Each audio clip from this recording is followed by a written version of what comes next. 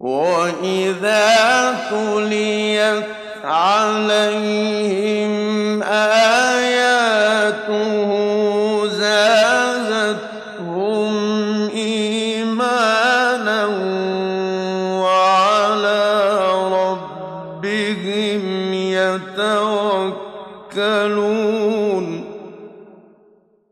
আলহামদুলিল্লাহ রাব্বিল আলামিন ওয়াসসালাতু ওয়াসসালামু আলা আশরাফিল আমবিয়া ওয়া সাইয়্যিদিল মুরসালিন নবিয়িনা মুহাম্মদ ওয়া আলা আলিহি ওয়া আসহাবিহি আজমাইন। হযরতুল মুসাল্লিন, আজকে আমাদের তাফসীর শুরু হবে সূরা আল হিজরের 39 নম্বর আয়াত থেকে, আয়াত নম্বর 39 অফ সূরা আল হিজর। গত সপ্তাহে আমরা যেখানে থেমেছিলাম, আল্লাহ তাআলা আদম আলাইহিস সালামকে সৃষ্টি করা এবং ইবলিসকে সিজদা করতে বলা এবং সে না বলার কারণে আল্লাহ তাআলা তাকে জান্নাত থেকে বহিষ্কার করে দিলেন। তিনি বললেন, ক্বালা ফাখরুজ মিনহা ফাইন্নাকা রাজিম, তুমি বের হয়ে যাও এই জান্নাত থেকে, শয়তান তুমি হচ্ছ অভিশপ্ত, তুমি আল্লাহর লানতের শিকার। ওয়া ইন্না আলাইকা লা'নাতা ইলা ইয়াউমিদ্দিন, আমার সঙ্গে আমার হুকুম না মানার এই বেয়াদবি করার কারণে তোমার প্রতি লানত পতিত হতে থাকবে একেবারে শেষ দিন পর্যন্ত, কিয়ামত পর্যন্ত তোমার উপর লানত বর্ষিত হতে থাকবে। ক্বালা রাব্বি ফাআনযিরনি ইলা ইয়াউমি ইউবআসুন, কিন্তু এই পাপিষ্ঠ শয়তান বলল যে আল্লাহ, তাহলে লানত যখন পেতেই হবে তাহলে আমাকে সুযোগ দেন, একেবারে কিয়ামত পর্যন্ত আমি বনি আদমের কি ক্ষতি করতে পারি একটু সুযোগ দেন আমাকে। আদম এবং তার সন্তান সন্ততিকে কতটুকুন ক্ষতিগ্রস্ত করা যায়। ক্বালা ফাইন্নাকা মিনাল মুনযারিন, আল্লাহ বলে দিলেন তোমাকে সময় দেওয়া হবে, ইলা ইয়াউমিল ওয়াক্তিল মালুম, একটি নির্দিষ্ট সময় পর্যন্ত। এখন এই সময় দেওয়াটা আমাদের জন্য ক্ষতির কারণ হয়ে গেল কেউ কেউ মনে করছি, তাই না? আমরা গত সপ্তাহে বলেছিলাম যে তাকে সময় না দিলে যদি মরে যেত একটা স্বাভাবিক হায়াত পেয়ে, তাহলে আমরা অনেক একেবারে সেফ থাকতে পারতাম। আল্লাহ তাআলার মানসা আছে কিছু, সবই আল্লাহ তাআলার পরিকল্পনা অনুযায়ী হয়। আল্লাহ রাব্বুল আলামিন মানব জাতিকে ইমতিহান করবেন, পরীক্ষা করবেন। পরীক্ষা করার কতগুলো এলিমেন্ট আছে। একটা হচ্ছে আমাদের নফসের ভিতরে ইটসেলফ ওয়াসওয়াসা আসছে প্রচুর, আছে কিনা বলেন? নফস অনেক কিছু করতে চায় যেগুলো হারাম, অনেক লোভ লালসা নিয়ে আসতে চায়, খাহেসাতকে উস্কিয়ে দিতে চায়, হালালের বাইরে মানুষ যদি হারামের দিকে চলে যায়, এগুলো নফসের যেমন একটা পরীক্ষা আমরা আছি। দুনিয়ার আরেকটা পরীক্ষা আমরা আছি না? দুনিয়ার পরীক্ষা, দুনিয়ার এই মজা পেতে পেতে এত মজা লাগে, নিজের জায়গা দখল করে শেষ হয় না, আরেকজনের জায়গা দখল করতে মনে চায়, তাই না? আমরা গত সপ্তাহে এক্সাম্পল দিয়েছিলাম, কিছু মনে আছে তো? তা এইটাও আরেক পরীক্ষা। এখন 3 নম্বর পরীক্ষা হলো শয়তান, এটাও পরীক্ষা। এরকম দুনিয়ার মধ্যে অনেক কিসিমের পরীক্ষা আছে। তো আল্লাহ তাআলা এই যে এত বড় জান্নাত দেবেন, একটু পরীক্ষা নিরীক্ষায় পাশ করে দিতে হবে। কেউ যদি বলে দেখেন আমি পরীক্ষা দিব না, কিন্তু আমি সবগুলা স্টার পাইতে চাই, ফার্স্ট ক্লাস পেতে চাই, পরীক্ষা নিরীক্ষা দেবো না, এত লেখাপড়া করতে পারবো না, খালি আমাকে এই এ স্টার দিয়ে দেন, এটা কোনো কথা হবে? It doesn't make sense. তো আল্লাহ তাআলা কি যে জান্নাত তৈরি করে রেখেছেন, মালা আইনুন রাআত, তিনি নিজে বলেন আ'দাদতু লিইবাদি, আমার বান্দাদের জন্য আমি তৈরি করে রেখেছি। মালা আইনুন রাআত, এত নিয়ামত যা কোনো চোখ কোনোদিন দেখেনি। ওয়ালা উযুনুন সামিআত, যে এত সুন্দর হতে পারে দেখা তো দূরের কথা, একটু বর্ণনা শুনি না, কেউ বর্ণনা করেও এটা কাহিনী শেষ করতে পারবে না। রাসূলুল্লাহ সাল্লাল্লাহু আলাইহি সাল্লাম দেখে এসেছেন। কখন দেখেছেন? মিরাজের সময় এসে টাইম টু টাইম তিনি বর্ণনা করেছেন, দেখো জান্নাত এত সুন্দর, কিন্তু তিনি কি সেই বর্ণনা শেষ করতে পেরেছেন? তিনি কি পারবেন? কোনোদিন পারবেন না। আল্লাহ তাআলা নিজে বলছেন ওয়ালা উযুনুন সামিআ, কেউ শুনতে পাবে না এত সুন্দর বর্ণনা, তো বলতে না পারলে শুনবে কেমনে?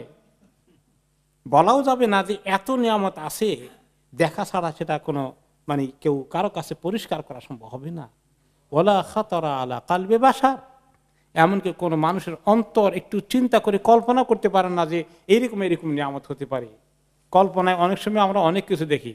আমাদের দেশে একটা কথা বলে বাংলায়, ছেঁড়া কাঁথায় শুয়ে শুয়ে রাজকুমারীর স্বপ্ন দেখে, কল্পনা আর কি। তো এরকম কল্পনায় অনেক কিছু আসে দুনিয়ার মধ্যে দেখা যায়, কিন্তু জান্নাতের যে কত নিয়ামত কল্পনা করে ওগুলার কুল কিনারা করা যাবে না। তো এত নিয়ামত দেবেন আল্লাহ তাআলা, একটু পরীক্ষাটা ভালো করে পাশ করাবেন। পরীক্ষা যত হার্ড হয় তত পাশ করার রেজাল্টটা পাইলে তত আনন্দ।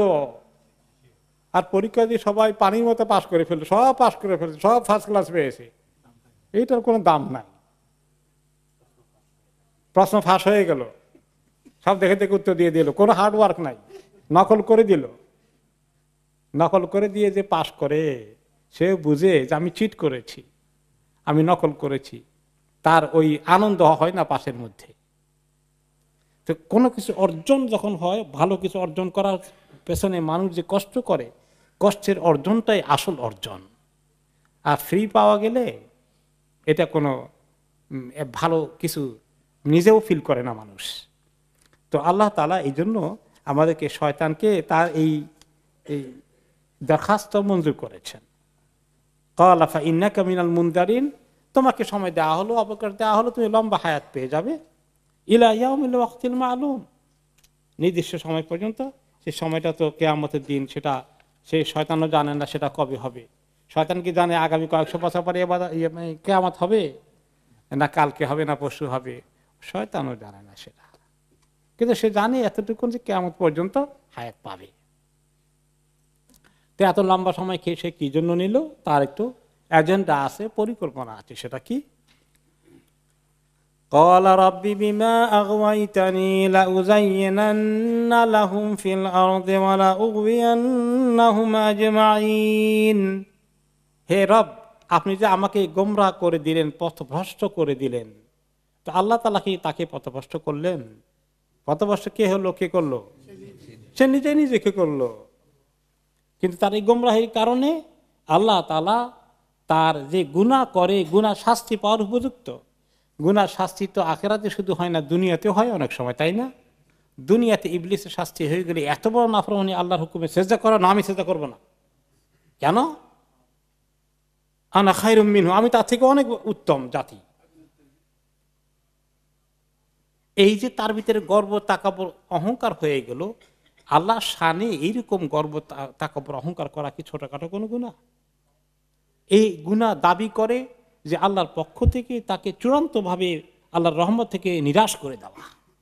এই গুনার কারণে, তাকাব্বুরের কারণে সে আল্লাহর রহমত থেকে, মাগফিরাত থেকে, তাওবা করার নসিব হওয়া থেকে সে মাহরুম হয়ে গেল। তো এখন সে তার এত খারাপ জিনিস, কিছু লোক আছে দুনিয়ার মধ্যে, যখন কারো কারণে ক্ষতিগ্রস্ত হয়ে যায় অথবা নিজে কোনো বিপদে পড়ে যায়, বিপদগ্রস্ত হয়ে যায়, সে চিন্তা করে যে আমি বিপদে পড়ে গেছি, যে উত্তরণের উপায় খোঁজে। কিন্তু সে যে আমি বিপদে একলা পড়ছি কেন, সবাইকে ধরে বিপদে ফেলি, আর বাকিরা সুখ করবে কেন? এই মানসিকতাটা কেমন মানসিকতা মনে হয় আপনার কাছে? এরকম মানসিকতা কিন্তু দুনিয়াতে অনেক কিছুতে আছে, আপনারা দেখতে পাবেন। নীতি নৈতিকতার দিকে আসেন, আল্লাহ তাআলা মানুষের যৌন সম্পর্কে সুন্দর একটা নীতিমালা দিয়েছেন।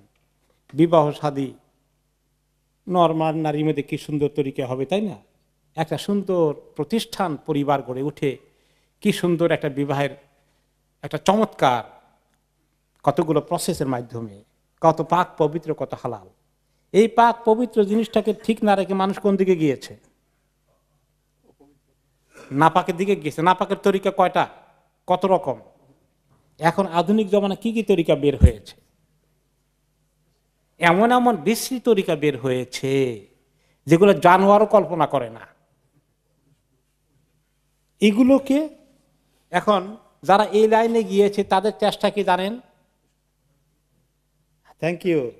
যে ওই লাইনে শুধু তারা একলা, তাদের কাছে সুবিধা লাগে না, তারা নিজেদের মনে করে যে আমাদেরকে সবাই কেমন কেমন দেখে, তো সবাইকে ওই লাইনে নেওয়া যায় কি না, ওই লাইনে নেওয়ার জন্য অনেক চেষ্টা চলছে, জানেন তো কিছু? এগুলো নিয়ে স্কুল কলেজে কচিমণি বাচ্চাদেরকেও সেই লাইনে নিয়ে যাওয়ার জন্য প্রচন্ড চেষ্টা চলছে। তো আসলে ইবলিস সে যে পথভ্রষ্ট হয়ে গেল, এখন সে জান্নাত পাবে না। সে চায় তার বনি আদম লোকেরা জান্নাতে যাবে কেন, তাদেরকে জান্নাতে যেতে দেবো না, সবাইকে নিয়ে জাহান্নামে একসঙ্গে জ্বলুক।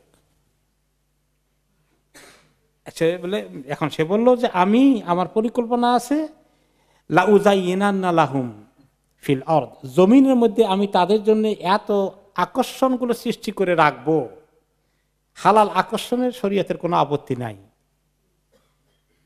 এই সুন্দর পবিত্র দাম্পত্য জীবনের উদাহরণ দিলাম।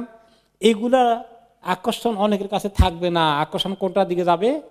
শয়তানি তরিকায় কত রকম আছে ওগুলোর দিকে নিয়ে যাবে। হালালের মধ্যে সীমাবদ্ধ থাকবে না, হারামের দিকে নিয়ে যাবে। হকের মধ্যে থাকবে না, বাতিলের দিকে নিয়ে যাবে। আল্লাহর ইবাদতের মধ্যে থাকবেন না, আল্লাহর নাফরমানির দিকে নিয়ে যাবে।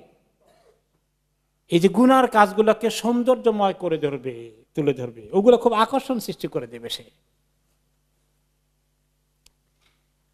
তো এই যে জমিনের মধ্যে এত গুনার রাস্তা আবিষ্কার করবে আর করে দেবে, এইগুলোর কারণে মানুষ গোমরাহ হয়ে যাবে। এবং একটা হাদিসে এসেছে, নবী করিম সাল্লাল্লাহু আলাইহি সাল্লাম সিরাতুল মুস্তাকিমের পথ দেখালেন। একটু পরেই আল্লাহ তাআলা সিরাতুল মুস্তাকিমের কথা বলবেন। সিরাতুল মুস্তাকিমের 2-3 আয়াত পরে আল্লাহ বললেন, ক্বালা হাযা সিরাতুন আলাইয়া মুস্তাকিম, যে এই যে আমার পথ যেটা আছে, এটা আমার দায়িত্ব লোকদেরকে সিরাতুল মুস্তাকিমের দিকে নির্দেশ করে দেওয়া। কোনটা সিরাতুল মুস্তাকিম, এটা আল্লাহ তাআলা বলে দিয়েছেন। তো এই সিরাতুল মুস্তাকিমে যাতে বনি আদম না চলতে পারে, শয়তানের ফন্দি এখান থেকে সরিয়ে নেওয়া, গুনার বিভিন্ন রাস্তা আবিষ্কার করা। একটা হাদিসে এসেছে, আমরা অনেকবার বলেছি, আবার রিমাইন্ডার যারা মিস করেছেন তাদের জন্য জরুরি। নবী করিম সাল্লাল্লাহু আলাইহি সাল্লাম সাহাবীদের সামনে বসে আছেন, তিনি হাতে এক টুকরা ছোট্ট একটা গাছের ডাল জাতীয় নিলেন, ছোট্ট নিয়ে তিনি জমিনে লম্বা করে আঁক দিলেন, রেখা টানলেন সোজা। তিনি বলেন এটা হচ্ছে সিরাতুল মুস্তাকিমের এক্সাম্পল। এরপরে যেখান থেকে টানলেন তিনি আবার কিছু এই টান থেকে ডানে বামে অনেকগুলো ডাইভার্সন কাটলেন, টানলেন, এরকম করে দেখালেন। কেউ যখন সিরাতুল মুস্তাকিমে চলতে চায়, শয়তান তাকে চলতে দেয় না। ডানে বামের এই সমস্ত দিকে বলে, একটু চললে বলে এদিকে আসো, জান্নাতে যাওয়া তো এদিকে আসো, সুখ শান্তি চাও তো এদিকে আসো, মজা চাও এদিকে আসো, এভাবে করে নিয়ে যায়। এবং আরেকটি হাদিসে তিনি বললেন যে এই ডাইভার্সনগুলো মুখের মধ্যে পর্দা ঝোলানো আছে। যারা আল্লাহ রাস্তায় যাবে তারা এদিক ওদিক তাকাবে না, তারা সোজা সামনের দিকে তাকাবে।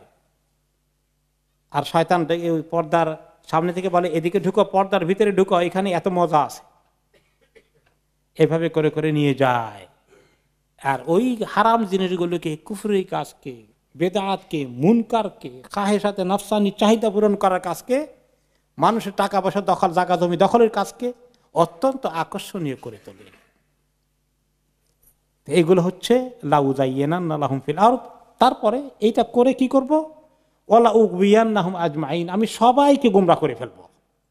তার টার্গেট কিন্তু এই অল্প কয়জন না, তার টার্গেট মেজরিটিও না, তার টার্গেট কি? সবাই, সবাই যাতে জাহান্নামে যায়, এইটা তার টার্গেট।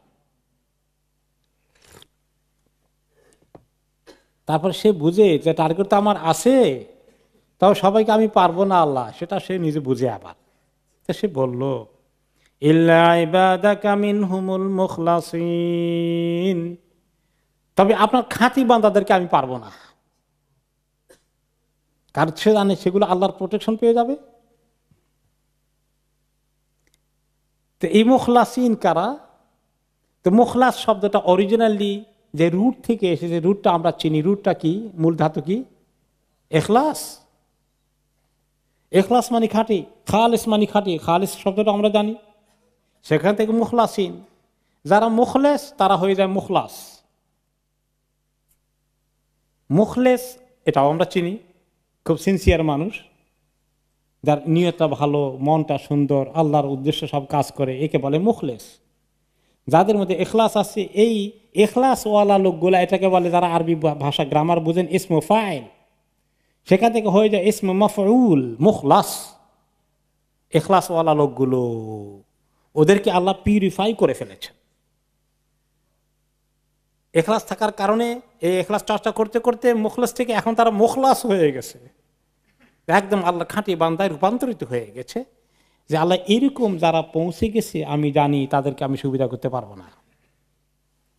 তখন আল্লাহ তাআলা বললেন তার এই কথাগুলো শুনে, ক্বালা হাযা সিরাতুন আলাইয়া মুস্তাকিম, আর এই হচ্ছে এই যে তুমি বলেছ আমার লোকেরা যাতে জাহান্নাম থেকে বাঁচতে পারে জান্নাতে যেতে পারে তার জন্য আমি পরিষ্কার সিরাতুল মুস্তাকিম পাঠিয়ে দিয়েছি। যারা এগিয়ে আসবে, জানার চেষ্টা করবে, মানার চেষ্টা করবে, তাদেরকে তুমি নেওয়ার কথা না, তারা বিভ্রান্ত হতে পারে না। কিন্তু সে যে এই যে আকর্ষণীয় রাস্তা তৈরি করে নেবে, তার এই রাস্তা নেওয়ার জন্য তার কয়টা লেভেল আছে মনে আছে? গত সপ্তাহে বলেছিলাম না তার আগের সপ্তাহে? তার কয়টা লেভেল, কয়টা স্টেপ, কয়টা ধাপে সে লোকদেরকে টার্গেট করে? 7টা, একটা বেশি বানিয়ে ফেলছেন। কেউ বলছেন 5টা, আরেকটা কমিয়ে দিয়েছেন, 6টা। একটু প্রথমটা মনে আছে? প্রথম টার্গেট তার কি? বনি আদমকে শিরক এবং কুফর। 2 নম্বর বেদাত, বেদাতের খবরদার, সুন্নতের বিরুদ্ধে কোনো কাজ করেন কিনা, দোয়া দরুদ পড়তে, মুনাজাত করতে, ইবাদত করতে, ফজিলত নিতে, সুন্নতের উপরে থাকবো না বেদাতের উপরে? সুন্নতের উপরে। তাহলে 2 নম্বর হলো বড় ক্রাইম হয় আল্লাহর কাছে, শয়তান যেটা চায়, কুফর এবং শিরক না হলে বেদাত। 3 নম্বর কি? কবিরা গুনাহ। আকীদা ঠিক আছে কিন্তু কবিরা গুনার দিকে ঢুকাই দেওয়া যায় কি না, 3 নম্বর গুলো। 4 নম্বর কি? সগীরা গুনাহ, ছোটখাটো গুনাহ মনে করে অনেক গুনাহ করে ফেললো, এইটা কমপক্ষে সে করুক যদি কবিরা গুনাহ না করতে চায়। 5 নম্বরের টার্গেট কি?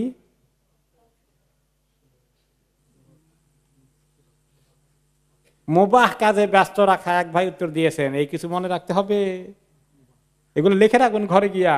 শয়তানের টার্গেট কয় লেভেলে, কয় ধাপে আছে। যে গুনাহ করাইতে পারে না, সগীরা গুনাহ সহজে করতে চায় না, একটু সতর্ক আছে লোকটা, তো তাকে মুবাহ কাজে ব্যস্ত রাখি, যেখানে তেমন নেকি টেকি হওয়ার সম্ভাবনা নাই। সময় কাটাইলো অনেক মুবাহ কাজের মধ্যে। কি সময় বলেন তো, যে এক্সাম্পল কি? মোবাইলের মধ্যে অনেকক্ষণ পর্যন্ত বিভিন্ন নিউজ কমেন্ট টাবি চলতে থাকলো, 2-3 ঘন্টা চালাইল, এমন সবের কিছু নাই, খালি সময় কাটতেছে তার। যদি গুনাহ হলো না, কিন্তু মিস করলো কি? সব মিস করে ফেললো। একটু ইবাদত করলে সব হয়ে যেত, কোরআন তেলাওয়াত করলে সব হয়ে যেত, হাদিস পড়লে সব হয়ে যেত, একটু জিকির আজকার করলে সব হয়ে যেত, নামাজ পড়েই মোবাইল খুলে বসে আছে। এটা কয় নম্বর? 6 নম্বর কি ছিল? যে না, মুবাহ কাজে সময় লাগবে না, লোকটা ভালো দিনদার, কোনো দিনই কাজে লাগবেই সে, এরে আর কোনোটাই করা যায় না। শিরক করানো গেল না, কুফরি করানো গেল না, বিদআত করানো গেল না, কবিরা গুনাহ করতে চায় না, এই সগীরা গুনাহ করতে চায় না, মুবাহ কাজেও ব্যস্ত থাকতে চায় না, নেকি করবেই, নেকি করবেই। তো নেকির কাজের মধ্যে 2 রকম আছে, একটার নেকি পরিমাণ বেশি আর একটা পরিমাণ কম। তাহলে কি করবে? কমটার মধ্যে লাগাই দিবে, বেশি থেকে তার সরানো যায় কিনা এটাও লাভ আছে শয়তানের জন্য। তো সেটার এক্সাম্পল কি দিয়েছিলাম? কয়ের জামাতে নামাজ দরকার কি? ঘরে পড়লে তো নামাজ হয়ে যায়, কত কাজ আছে ঘরের মধ্যে। ঘরে পড়লে 1 রাকাতে কয় রাকাতে সওয়াব পাবে? আর মসজিদে পড়লে? হ্যাঁ মাশাআল্লাহ। দেখ কিভাবে ঠকায় লোকদেরকে শয়তান, দেখছেন? বিনা অজুহাতে ঘরে একলা নামাজ পড়ছে।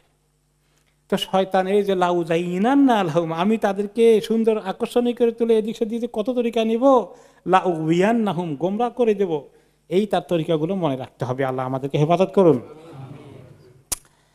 তারপরে শয়তানের চ্যালেঞ্জ শুনে এবার আল্লাহ তাআলা বলেন, ইন্না ইবাদি লাইসা লাকা আলাইহিম সুলতানুন ইল্লা মান ইত্তাবা'আকা মিনাল গাওয়িন, যে যারা আমার বান্দা, আমার ইবাদত যারা করতে আসে, আমাকে যারা গ্রহণ করে, তাদেরকে আমি প্রোটেকশন দেব। তোমাকে আমি এমন কোনো অথরিটি দেইনি, সুলতান দেইনি, সুলতান মানে পাওয়ার, অথরিটি, ক্ষমতা দেইনি যে তুমি জবরদস্তি কাউকে কোনো দিকে নিয়ে যাবে। তোমার ওয়াসওয়াসা দেওয়ার তৌফিক আছে বা সুযোগ আছে, কিন্তু তুমি কাউকে বাধ্য করতে পারবে এমন কোনো ক্ষমতা আমি তোমাকে দেব না। আমার বান্দাদেরকে যারা মোটামুটি হুঁশিয়ার আছে, সচেতন আছে, দিন সম্পর্কে যারা চিন্তা ভাবনা করে, দিনে লেখাপড়া করে, এলেম কালাম চর্চা করে এবং আমল করে, ইখলাস নিয়ে চলতে চায়, গুনাহ থেকে ভয় করে, এই সমস্ত লোকদেরকে তুমি পারবে না পটাতে। কাদেরকে পাঠাতে পারবে? ইল্লা মান ইত্তাবাআকা মিনাল গাওয়িন। তো আমার কিছু গোমরা বান্দা যদি থাকে যারা তোমাকে অনুসরণ করবে, তাদেরকে অবশ্য তুমি তোমার তরিকায় নিয়ে যাবে। কিন্তু যারা সতর্ক থাকবে, আমার তরিকার উপরে থাকবে, আমার দ্বীনের উপরে থাকবে, এই ব্যাপারে আমি তাদেরকে গ্যারান্টি দেব, নিরাপত্তা দেব, তুমি তাদেরকে নষ্ট করতে পারবে না। আর যারা তোমার এই তরিকা অনুসরণ করে তোমার পাল্লায় পড়বে, হিজবুল্লাহ হবে না, হিজবুল শয়তান হবে। যারা আল্লাহর অনুসারীদের দলে থাকবে না, আল্লাহর দুশমনদের দলে থাকবে, হিজবুল শয়তান। ইন্না জাহান্নামা লামাওঈদুহুম আজমাইন, যে জাহান্নামে ঢুকাবো এই তাদের সবার তোমাদের ঠিকানা হয়ে যাবে ওই জাহান্নাম। এদেরকে জাহান্নামে অবশ্যই যেতে হবে, তোমার সাথে তোমার অনুসারীদেরকে। লাহা সাবআতু আবওয়াবিন লিকুল্লি বাবিম মিনহুম জুজউম মাকসুম। এই জাহান্নামের 7টি গেট রয়েছে, 7টি ফটক রয়েছে। আর প্রত্যেকটি বাবের, প্রত্যেকটি গেইটের, প্রত্যেকটি ফটকের রয়েছে বিরাট বিরাট অংশ, বিশাল নাম্বার, এক একটি গেট দিয়ে জাহান্নামে প্রবেশ করবে। যেভাবে জান্নাতের অনেকগুলো গেট আছে, কয়টা গেট আছে? 8টা। আর জাহান্নামের গেট কয়টা? 7টা। প্রত্যেকটি গেট যাবে। জান্নাতে যাওয়ার আবার বিভিন্ন গেট আছে, এই গুনাহ করলে ওই গেট দিয়ে যাবে, এই গুনাহ করলে ওই গেট দিয়ে যাবে। সরি, জান্নাতের কথা, এই আমল করলে জান্নাতে ওই গেট দিয়ে যাবে। বাবুল সালাত আছে, বাবুল রাইয়ান আছে, বাবুল হাজ আছে, বাবুল সাদাকাত আছে। এইভাবে করে জাহান্নামের বিভিন্ন রকমের গেট রয়েছে। এবং এই গেটগুলো বলতে অনেক মুফাসসির বলেছেন যে এগুলো আসলে জাহান্নামে প্রবেশ করার গেট সহকারে জাহান্নামের লেভেলগুলো বোঝানো হয়েছে। 7 ক্যাটাগরিতে জাহান্নামে বিভক্ত করা হয়েছে। এই 7 ক্যাটাগরির অনেক ইয়েগুলো কোরআন পাক এগুলো নাম বলেছে। যেমন কোন কোন জায়গায় নাম এসেছে জাহান্নাম, কোন জায়গায় নাম এসেছে লাভা, কোন জায়গায় নাম এসেছে হাওয়া ইত্যাদি বিভিন্ন নামগুলো যে এসেছে। যেমন প্রথমটা হচ্ছে জাহান্নাম, আরেকটা গেট হচ্ছে লাভা, আরেকটি গেট বা তবকা লেভেল হচ্ছে আল হুতামা, আরেকটি হচ্ছে আসাঈর, আরেকটি এসেছে সাকার, আরেকটি এসেছে আল জাহিম, অতঃপর আল হাওয়া। এইভাবে করে কোনো কোনো বিভিন্ন হাদিসে এসেছে, কোরআন শরীফের শব্দগুলো উল্লেখ করা হয়েছে। তো এই জাহান্নামের পরিচয় এবং জাহান্নামে যারা চলে যাবে তার সাথে বলার পরেই সাথে সাথেই আল্লাহ তাআলা জান্নাতের কথা বলেছেন। কোরআন শরীফে আপনারা দেখেছেন যুগপৎ বা পাশাপাশি যখন এই জাহান্নামের কথা আসে একটু পরে আবার জান্নাতের কথা আসে, যাতে মানুষ দুইটার ভিতরে বসবাস করে। আল ঈমান বাইনাল খাউফি ওয়ার রাজা, হোপ আশা আল্লাহর রহমতের মাগফিরাতের, তার পাশাপাশি আবার ভয় আমার গুনার শাস্তি কি হবে আল্লাহ মাফ না করলে। দুটো একসঙ্গে রেখে আল্লাহ তাআলা আমাদেরকে এই দুটো জিনিসের মাঝখান দিয়ে নিরাপত্তার ব্যবস্থা করেছেন। একদম আশার দিকে ঝুঁকে গেলে এক মুশকিল, আবার একদম হতাশ হয়ে গেলে আরেক মুশকিল। এগুলো কথা একটু পরে আল্লাহ তাআলা একটু বলবেন। তো শুরু করছেন আল্লাহ তাআলা এখন মুমিনদের জান্নাতের খবর দিয়ে। ইন্নাল মুত্তাকিনা ফি জান্নাতিন ওয়া উয়ুন, জাহান্নামীদের মোকাবিলায় যারা জান্নাতি হবে তারা কোথায় থাকবে, তাদের ঠিকানাটা কেমন হবে? ফি জান্নাতিন ওয়া উয়ুন, জান্নাত অর্থ বাগান, সুন্দর সুন্দর বাগান বাড়িগুলো, আর অনেক সুন্দর সুন্দর ঝর্ণা ধারা, পানি সুন্দরগুলো, পানির এই যে বিভিন্ন ফোয়ারা, নহর, এগুলোর কি সুন্দর একটি চমৎকার ঠিকানা তাদের জন্য রয়েছে। তাদেরকে বলা হবে যখন তারা জান্নাতে ঢুকতে আসবেন, উদখুলুহা বিসালামিন আমিনিন, তাদেরকে ওয়েলকাম করা হবে সালাম দিয়ে, প্রবেশ করো সালামের সাথে। সালামের অর্থ সালাম, গ্রিটিং, শুভেচ্ছা, তা আবার এটার অর্থ শান্তি, নিরাপত্তা। আমিনিন, নিরাপত্তা সহকারে। যখনই জান্নাতে প্রবেশ করলো তখনই তার জীবনে আর কোনো দুশ্চিন্তা থাকলো না, একদম নিশ্চিন্ত হয়ে গেল, একদম নিরাপত্তা পেয়ে গেল।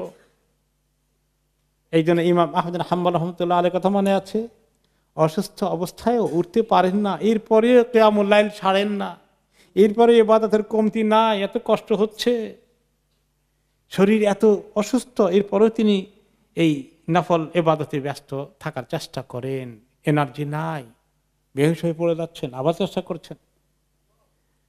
তো ছেলে বলছে যে বাবা, আপনি এত কষ্ট অসুস্থ অবস্থায় এখনো কি আপনার একটু রেস্ট, একটু আরাম করা, একটু শরীরটাকে ঠিক করার সুযোগ নাই? আপনি এখনো, আল্লাহ তো সুযোগ দিয়েছে, অনেক আমল করেছেন, আপনি এখন একটু রেস্ট নেন, একটু রেস্ট নেন এখন।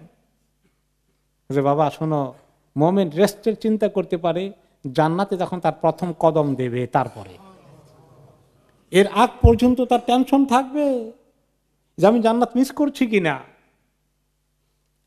তো এই যখন জান্নাতে প্রবেশ করবে তখন আল্লাহ তাআলা কি বলবেন? উদখুলুহা বিসালামিন আমিনিন, এখন তোমরা প্রবেশ করো নিরাপত্তা সহকারে, শান্তি সহকারে, সালাম দিয়ে তোমাদেরকে ওয়েলকাম করা হচ্ছে, সালামুন কাওলাম মির রাব্বির রাহিম, এবং আমিনিন, এখন থেকে আর কোনো দুশ্চিন্তা তোমাদের করতে হবে না, একদম নিশ্চিন্ত হয়ে জান্নাতে প্রবেশ করো। وَنَزَعْنَا مَا فِي صُدُورِهِم مِّنْ غِلٍّ إِخْوَانًا عَلَى سُرُرٍ مُتَقَابِلِينَ, আর আমি ছিনিয়ে নেব, একদম সরিয়ে ফেলব তাদের অন্তরে যা কিছু রয়েছে, হিংসা বিদ্বেষ, কিছু অভিযোগ একে অপরের বিরুদ্ধে, কষ্ট কি কি আছে, এদের অন্তর থেকে এগুলো সরিয়ে নেব।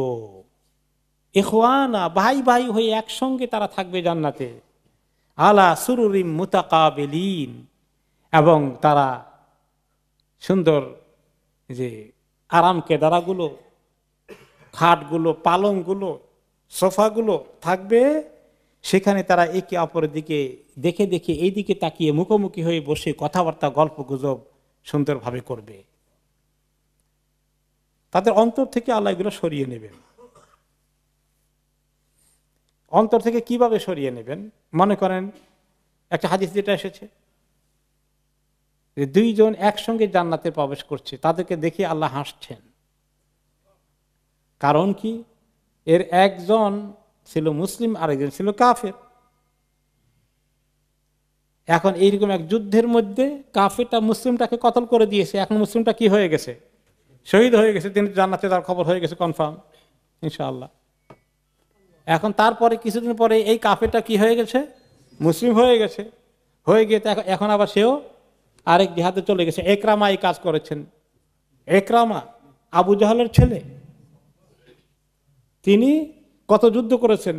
ওহদের যুদ্ধে অন্যতম পরাজয়ের কারণ খালিদ ইবনে ওয়ালিদ আর একরামা, দুইজন দুর্ধর্ষ কমান্ডার, পেছনের দিক থেকে অ্যাটাক করে মুসলিম বাহিনীকে প্রচন্ড ক্ষতিগ্রস্ত করে দিয়েছিল। কত সাহাবী শহীদ হলো, হামজা রাদিয়াল্লাহু আনহু থেকে শুরু করে। নবী করিম সাল্লাল্লাহু আলাইহি ওয়াসাল্লাম দন্ত মোবারক পড়ে গেল, ভেঙে গেল, রক্তাক্ত হয়ে বেহুশ হয়ে পড়ে গেলেন। সবাই মনে করলো উনি মারা গেছেন এই দুইজনের কারণে। তারপরে মক্কা বিজয় হলে একরামা বলল, মক্কা বিজয় হয়ে গেছে, যেই মক্কা শহর মুহাম্মদের হাতে গেছে, এই মক্কা শহরে আমি থাকবো না। সে চলে গেল, সাগর পাড়ি দিয়ে ইথিওপিয়া চলে যাবে। তার স্ত্রী ইসলাম কবুল করলো, করে বলল যে আমার স্বামী একরামা, সে তো আপনার বিরুদ্ধে অনেক দুশ্মনী করেছে, আপনার ভয়ে পালিয়ে গেছে, আপনি আমাকে যদি নিরাপত্তা দেন তাকে আমি ধরে নিয়ে আসি, সেই ইসলাম কবুল করার সুযোগ তাকে দেবেন, তাকে ক্ষমা করে দেবেন। আমাকে যদি আপনি এই নিরাপত্তা দেন আমি তাকে নিয়ে আসবো। তিনি বলেন যে যাও, দিলাম, তাকে নিয়ে আস। মহিলা ছুটলো তার পিছনে। ততক্ষণে সে ওই সাগর জেদ্দার ওই দিকে গিয়ে সাগর পাড়ি দিয়ে চলে যাচ্ছে, উঠে গেছে নৌকার মধ্যে। স্ত্রী তাকে চিৎকার করে ডাক দিয়ে বলে, এদিকে আসো একরামা, আমি নবী মুহাম্মদ থেকে তোমার জন্য নিরাপত্তার খবর নিয়ে এসেছি। বলে ঠিক কি না? বলে ঠিক।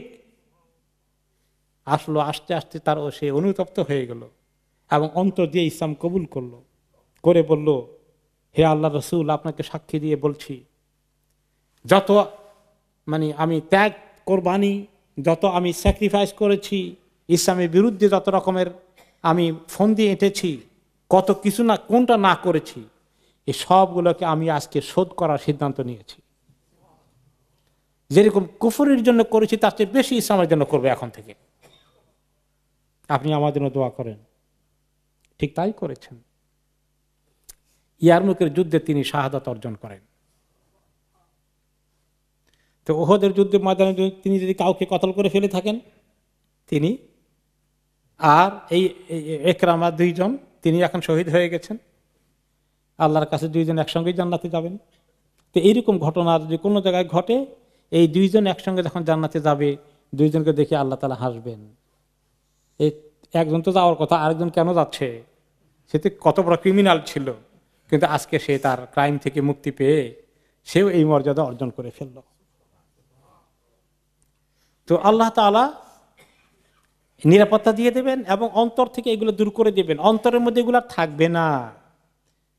এই যে একরামা এর আগে যা কিছু করেছিলেন কিছুই থাকবে না আর। এমন মুমিনদের ভিতরে মাঝে মধ্যে হয়ে যায়, মুমিন ভাই বন্ধুগণ পরিবারের মধ্যে হয়ে যায়, একে অপরকে দুইজনেই প্র্যাকটিসিং আছে, কিন্তু কেন জানে খালি এই মাঝে মধ্যে খোঁটাখুটি হয়ে যায়, কষ্ট দেয় কথাবার্তা বলতে গিয়ে এগুলো।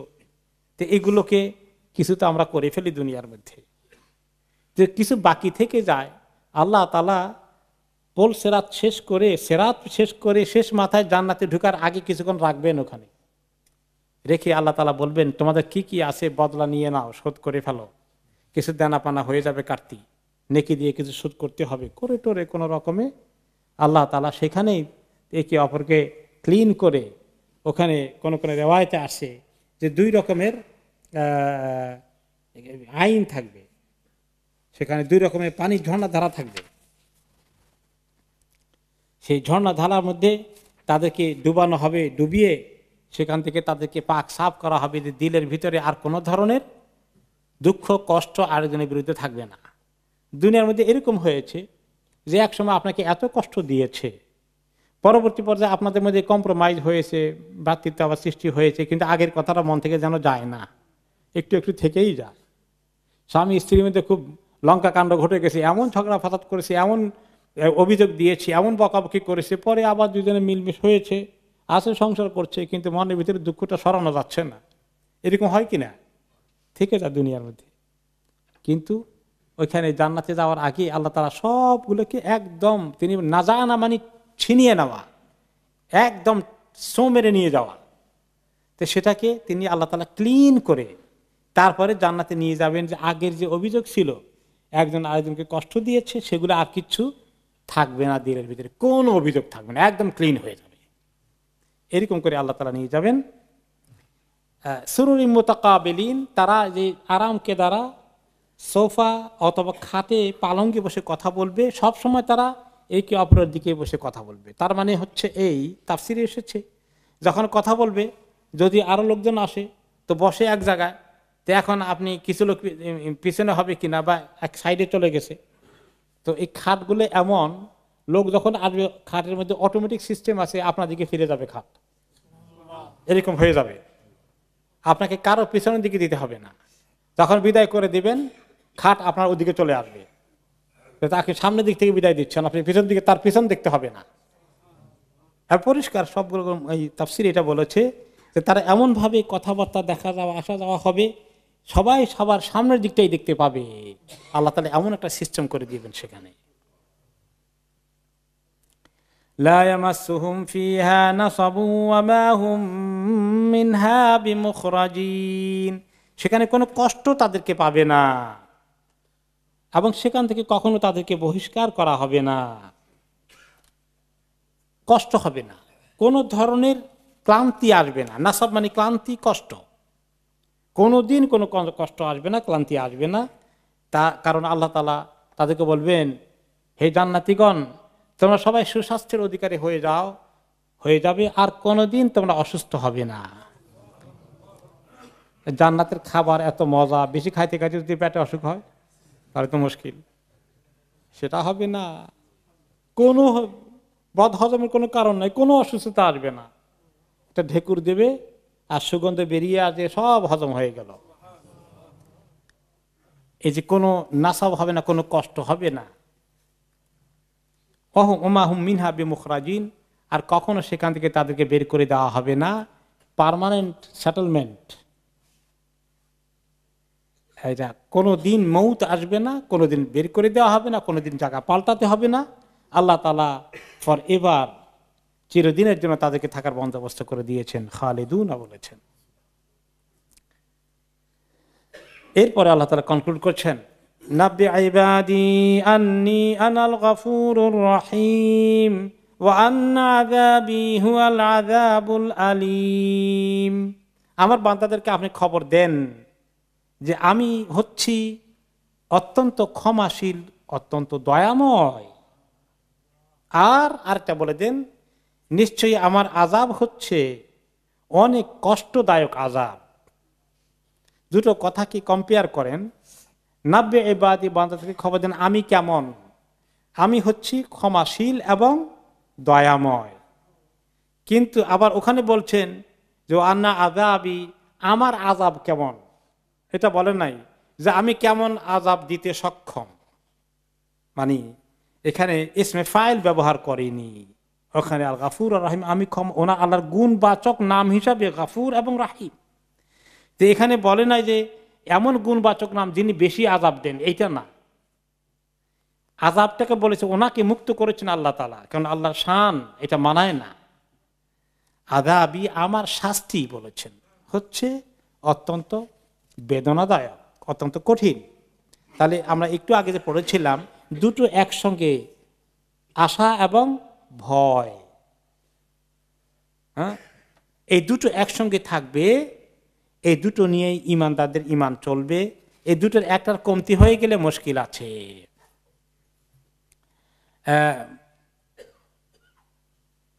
আশা এবং ভয় দুটো একসঙ্গে থাকবে, শুধু একটা যেন না থাকে। শুধু ভয় কিন্তু আবার ভালো না, আর শুধু খুশি থাকাও ভালো না। এই বিষয়ে একটি হাদিসে এসেছে, নবী করিম সাল্লাল্লাহু আলাইহি ওয়াসাল্লাম একবার মক্কা শরীফে আছেন, বনু সাইবার যে গেট আছে, ওই গেট দিয়ে যখন লোকেরা আসা যাওয়া করে, ওই গেটের পাশে বসে কিছু লোক গল্প করছিল, একটু ছোটখাটো গল্পের আসর, তখন একটু হাসাহাসি করেছিলেন। তখন তিনি মন্তব্য করলেন, এই হাসাহাসি করাটা আল্লাহর ঘরের এখানে ওনার কাছে ভালো লাগলো না। রাসূলুল্লাহ সাল্লাল্লাহু আলাইহি ওয়াসাল্লাম বললেন, আল্লাহ আরাকুম তাদহাকুন, কেমন আমি যেন দেখতে পাই, লা আরাকুম তাদহাকুন, এরকম ভাবে আল্লাহর ঘরের এখানে বসে হাসাহাসি করার জন্য আমি আর দেখি না তোমাদেরকে। আল্লাহর ঘরে এখানে তো ভয় করবো আল্লাহ তাআলাকে, এখানে হাসাহাসি করছো কেন? তিনি চলে গেলেন। এরপরে তিনি যখন আবার ওই একটু সামনে গেলেন, মাকাম ইব্রাহিম পার হয়ে গেলেন, আবার পিছন দিকে আসলেন, এসে আবার ওনাদের কাছে আসে বললেন, আমি তোমাদের কাছ থেকে চলে গিয়েছিলাম, এই কথা বলে পেছন দিকে একটু পরেই জিবরিল আলাইহিস সালাম আমার কাছে চলে আসলেন একটা মেসেজ নিয়ে। যে আল্লাহর পক্ষ থেকে একটা মেসেজ নিয়ে আসলেন যে ইয়া মুহাম্মদ ইন্নাল্লাহা ইয়াকুল লাম লিমা তুকনিতু ইবাদি, হে মুহাম্মদ আমার বান্দাদেরকে এত নিরাশ করে দেন কেন? আল্লাহ আয়াত নাযিল করে দিয়েছেন, নাব্বি ইবাদি আন্নী আনাল গফুরুর রহিম, আমার বান্দাদেরকে খবর দেন আমি কত গুনাহ মাফ করে দেই, কত ক্ষমাশীল। তবে তার সাথে আল্লাহ আরেকটা অ্যাড করেছেন ব্যালেন্স করার জন্য, সেটা কি? ওয়া আন্না আযাবি হুয়াল আযাবুল আলীম, আর আমার আযাবও কিন্তু অনেক শক্ত, কঠিন আযাব, সেটাই একমাত্র শাস্তিদায়ক, যন্ত্রণাদায়ক শাস্তি। এরকম যন্ত্রণাদায়ক শাস্তি আর কোনো জায়গায় পাওয়া যাবে না। তো এ বিষয়ে একটি হাদিসে এসেছে, রাসূলুল্লাহ সাল্লাল্লাহু আলাইহি ওয়াসাল্লাম বলেছেন, লাউ ইয়ালামুল মুমিনু মা ইনদাল্লাহি মিনাল উকুবা মা তামা বিজান্নাতিহি আহাদ, কোন বান্দা যদি জানতো যে আল্লাহ তাআলার কাছে কেমন শাস্তি আছে, আল্লাহ শাস্তি দিলে শাস্তি কত কঠিন হয়, আল্লাহর গুনাহ করার যে কত বড় অপরাধ, এটা যদি বুঝতো তাহলে জান্নাত পাওয়া যাইতে পারে এই আশাই কেউ করতো না। তার অপোজিট, ওয়ালাউ ইয়ালামুল কাফিরু মা ইনদাল্লাহি মিনার রাহমা, আর কাফের যদি জানতে পারে আল্লাহর কাছে কি পরিমাণ রহমত আছে, মা কানাতা মির রাহমাতিহি আহাদ, কোন মানুষ আল্লাহর রহমত থেকে কাফেরও নিরাশ হবে না যদি জানে যে কত রহমত আছে। আর মুমিন জানে যে আল্লাহর কাছে কত ভয় আছে এটা যদি বিশ্বাস করে, তাহলে সে জান্নাতের ব্যাপারে হতাশ হয়ে যাওয়ার সম্ভাবনা রয়েছে। তো দুইটাই আল্লাহ তাআলার কাছে আছে, দুইটা সমান তালে রেখে আমাদেরকে চলতে হবে। আল্লাহ তাআলার রহমতের যে কি সুন্দর পয়গাম তিনি আমাদেরকে দিয়েছেন, কুল ইয়া ইবাদিয়াল্লাযীনা আসরাফু আলা আনফুসিহিম লা তাকনাতু মির রাহমাতিল্লাহ ইন্নাল্লাহা ইয়াগফিরুয যুনুবা জামিআ।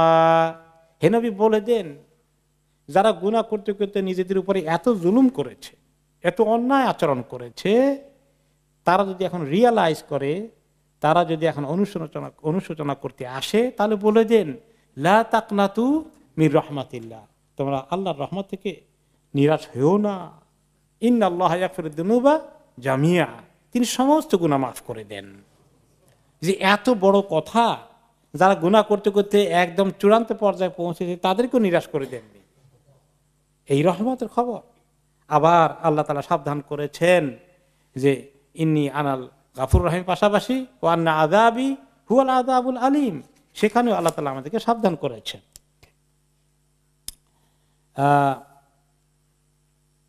এই জন্য আরেকটি হাদিসে এসেছে যে লাউ ইয়ালামুল আবদু কদরা আফউইল্লাহি লামা তাওয়াররা মিন হারাম ওয়া লাউ ইয়ালামুল আবদু কদরা আযাবিল্লাহি লাবাখা নাফসাহ।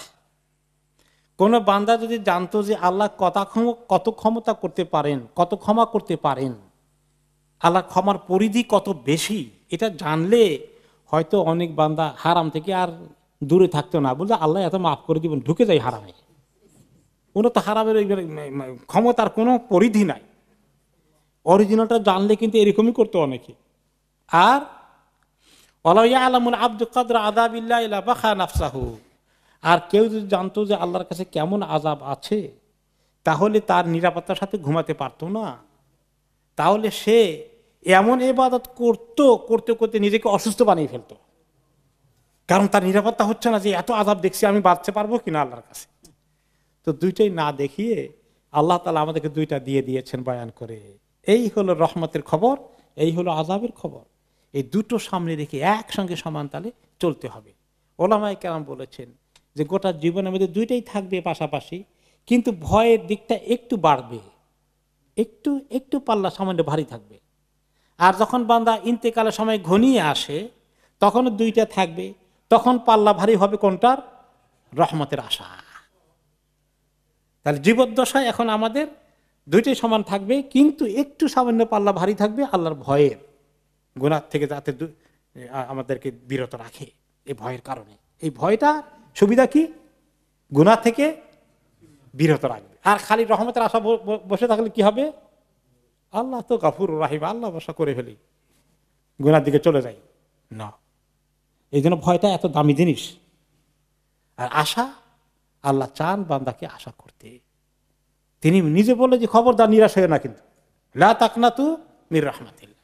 এই দুটো জিনিসকে আমাদের সামনে রাখতে হবে। ইমাম কুরতুবী রাহমাতুল্লাহ আলাইহি বলেন, এই যে লা তাকনাতু মির রাহমাতিল্লাহ, নিরাশ হইও না, নিরাশ হওয়াটা ফাল কুনুতু ইয়াসুন, নিরাশ এরকম হওয়াটা মানুষের জন্য হতাশা নিয়ে আসে, তার কোনো আশা ভরসা থাকে না।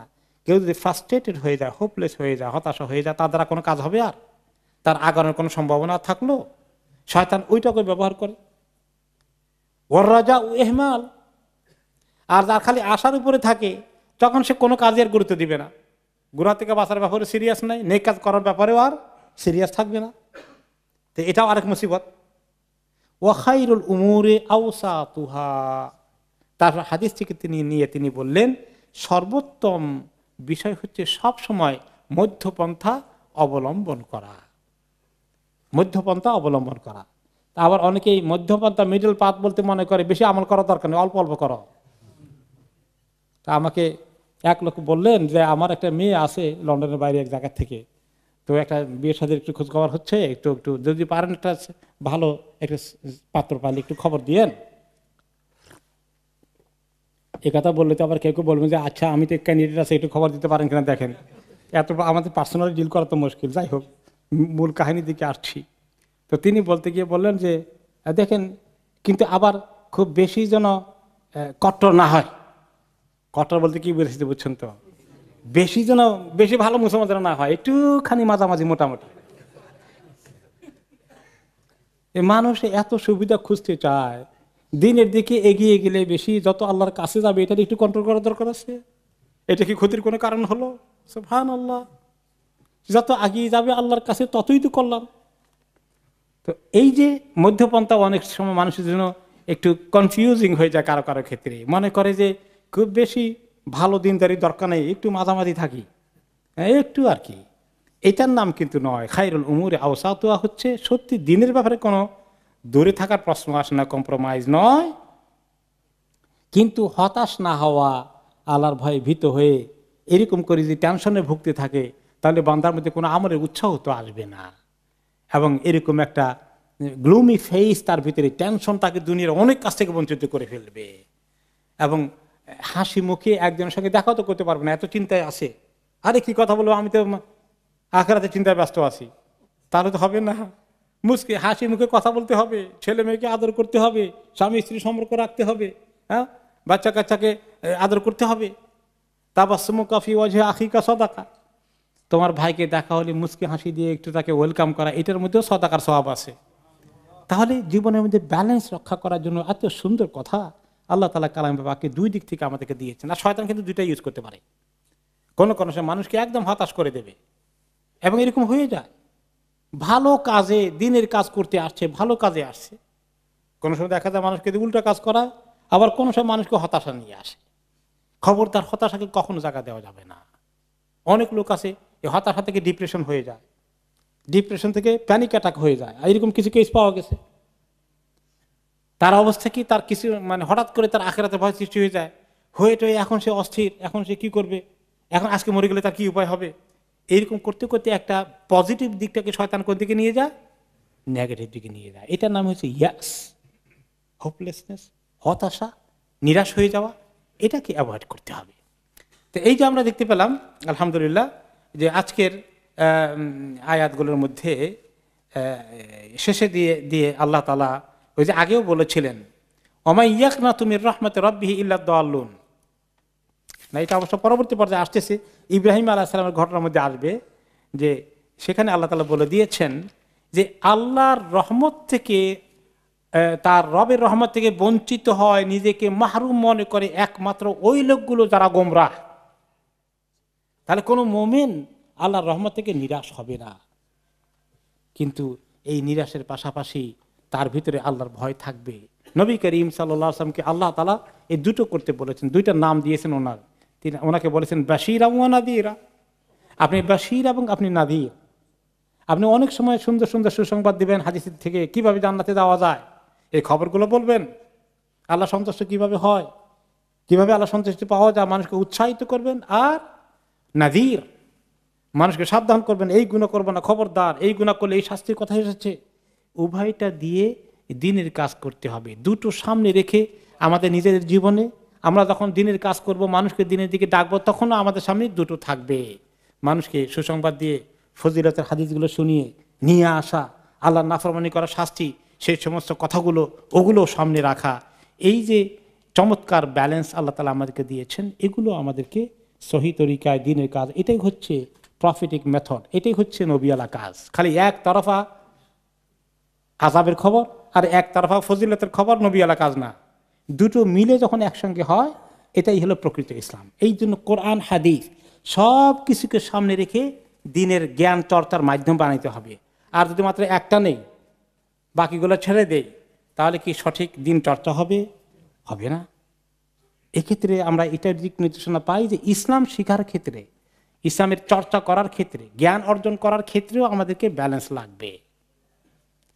এবং কোরআন হাদিসকে যদি আমরা ঠিকমতো পড়তে যাই, তাহলে আমরা দেখব যে আলহামদুলিল্লাহ জ্ঞানের এবং ব্যালেন্সের যে মানদণ্ড আছে, এটা আলহামদুলিল্লাহ আমরা মিস করছি না। কিন্তু এক পেশে যদি হয়ে যায়, একটি বই কেন্দ্রিক যদি আমাদের জীবন হয়, মাত্র কিতাব একটাই পড়বো আর কোনোটা দরকার নাই, তাহলে কিন্তু জ্ঞানটা হয়ে যাবে আংশিক। আল্লাহ তাআলা এই এতগুলো আয়াত দিয়েছেন সব রেখে দেওয়ার জন্য, কিতাবে একটা পড়ার জন্য শুধু তা নয়। এইভাবে করে ইসলামকে শিখতে হবে এবং আমল করার জন্য চেষ্টা করতে হবে। আল্লাহ রাব্বুল আলামিন যেন আমাদেরকে শয়তানের যে বহুমুখী চ্যালেঞ্জের কথা আসছে, অন্য আয়াতে সে কি বলেছে, আমি ডান দিক থেকে আসবো, বাম দিক থেকে আসবো, পেছন দিক থেকে আসবো, সামনের দিক থেকে আসবো, এবং আপনি দেখতে পাবেন অধিকাংশই আপনার নাফরমানি করছে, কারণ সে এক তরিকে আসবে না। কাজেই আপনি যদি একভাবে বাঁচার চেষ্টা করেন বাঁচতে পারবেন না, সে আরেক গেট দিয়ে আসবে। যদি আপনাকে ভয়ের তরিকা দিয়ে, আপনাকে আশা দিয়ে সে যদি ডুবাইতে চায়, সেটাও ব্যবস্থা আছে। আর আপনি বেশি আশা করেন না, তাকে ভয় দিয়ে ডুবানোরও ব্যবস্থা তার কাছে রয়েছে। ওই যে বললাম, প্যানিক অ্যাটাক এবং ডিপ্রেশন প্রচুর লোকের হয়। আমি কিছু কেস ডিল করতে হয়েছে। হ্যাঁ, খামাখা এখন হু হু করে কাঁদছে যে আমি তো এখন হতাশ হয়ে গেছি, আমার আমল খুব খারাপ, আমার কি উপায় হবে। এটাও কিন্তু আরেকটি তার ওয়াসওয়াসার ধরন। আল্লাহ রাব্বুল আলামিন আমাদেরকে তৌফিক দান করুন, হেফাজত করুন। জাযাকুমুল্লাহু খাইরান, বারাকাল্লাহু লাকুম।